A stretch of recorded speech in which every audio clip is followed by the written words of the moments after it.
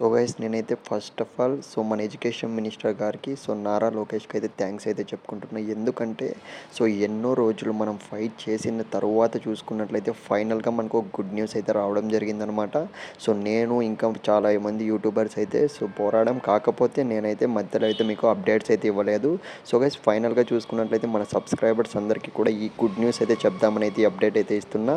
మనకు ఫైనల్గా చూసుకున్నట్లయితే మనకు ఏపీ సెట్ 2024కి సంబంధించి థర్డ్ కౌన్సిలింగ్ అంటే ఫైనల్ కౌన్సిలింగ్ సంబంధించి గుడ్ న్యూస్ రావడం అయితే జరిగిందనమాట. మీకు ఆల్రెడీ తెలిసి ఉంటుంది. కాకపోతే మన సబ్స్క్రైబర్స్ నేనైతే షేర్ చేసుకోవాలని అయితే ఈ అప్డేట్ అయితే ఇస్తున్నా. మీలో కనుక ఈ థర్డ్ ఫేజ్ వచ్చింది, హ్యాపీగా ఉన్నాం అనుకుంటున్నారు, ఖచ్చితంగా కింద కామెంట్ అయితే చేయండి.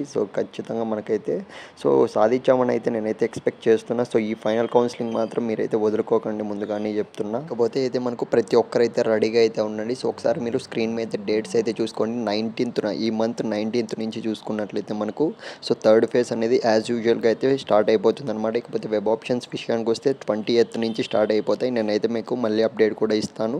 ఖచ్చితంగా థర్డ్ కౌన్సిలింగ్ కోసం మీ ఫ్రెండ్స్ ఎవరైతే వెయిట్ చేస్తున్నారో ప్రతి ఒక్కరికైతే ఈ వీడియో అయితే షేర్ చేయండి. నాది ఒక స్మాల్ రిక్వెస్ట్.